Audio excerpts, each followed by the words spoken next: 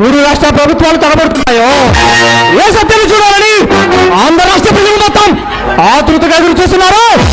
ఆ సత్యాన్ని, హత్యలు, దోపిడీలు చేసే ఘరానా సత్యాన్ని ఒంటరిగా ఉన్నదాన్ని నేర్పిస్తారా? సారీ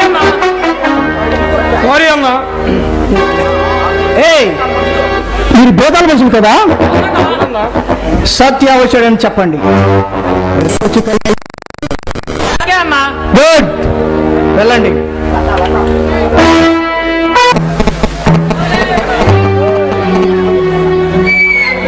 సమయానికి వచ్చి నా మాన ప్రాణాలు కాపాడారు. చాలా థ్యాంక్స్ అండి. మీకు నేనేమి ఇవ్వగలను?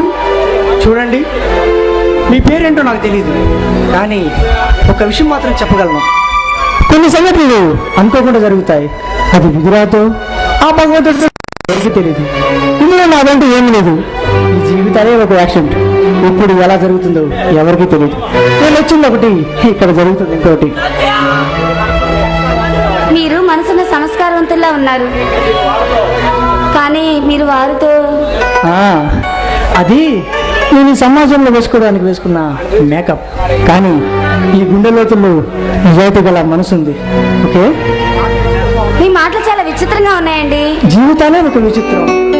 అది సరే, వాళ్ళు ఎందుకు వచ్చారు ఇక్కడికి? నీతో వాళ్ళకేం పని? అవును, నువ్వు లలితవు కదా? నువ్వు సత్యరాజు కదూ?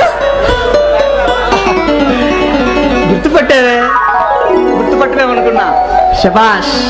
ఈ గుండె లోతుల్లో ప్రేమని గుండెగా రగిలించి నన్ను శాడిస్ట్లా మార్చి లోకాన్ని నన్ను విడిచేసి వెళ్ళి మళ్ళీ ఇన్ని రోజులు నాకు ఎదురుపడ్డావు. లత, నేను నీకోసమే బతుకుతుంది, నీకోసమే నేను జీవిస్తుంది. I love you Latha, I love you. అంటే నువ్వు ఇంకా మారలేదన్నమాట.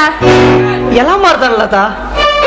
నీ నడక, నీ నవ్వు, నీ అందం నన్ను పిచ్చివాణ్ణి చేస్తుంటే అనుక్షణం నువ్వు నాతో ఉన్నట్లు, నాతో 7 అడుగులు వేస్తున్నట్లు కలుగుతుంటే ఎలా మారుతాను?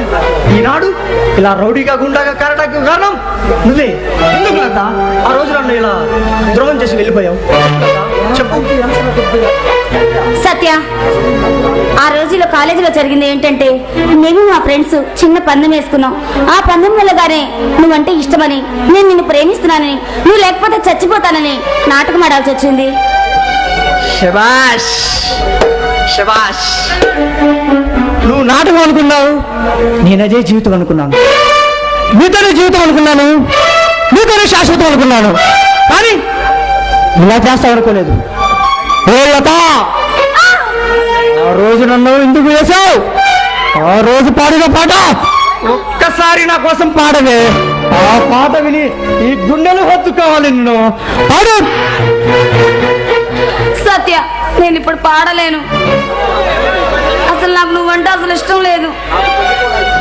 ప్లీజ్ సత్య, నాకు పెళ్లి కూడా ఫిక్స్ అయింది. నన్ను వదిలే, నీకు దండం పెడతాను. ఏ లత, నీ పెళ్లి నిశ్చయమైన వారితో చెప్పు, ఈ పెళ్లి జరగదని. ప్రేమంటే ఏంటో తెలియ నాలో ప్రేమను రగిలించావు.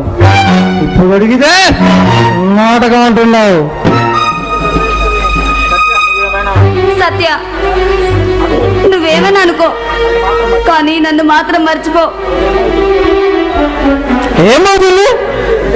వదిలేస్తాడు. మహా అయితే పెళ్లి ముందు వేరేతో తిరిగామని ఇంట్లో నుంచి గెంటేస్తాడు. లత, వాడిని పెళ్లి చేసుకున్నా కానీ వాడి జీవితాన్ని నేను అంతం చేస్తాను. గుర్తుపెట్టుకో. రా. ఆడు. ఎక్కడికి పోతావే? రా, ఆడు. కమాన్ సత్య, ప్లీజ్ సత్య. ఎస్, ఈ సత్య మాట అంటే జరిగి తీరాల్సిందే. కమాన్.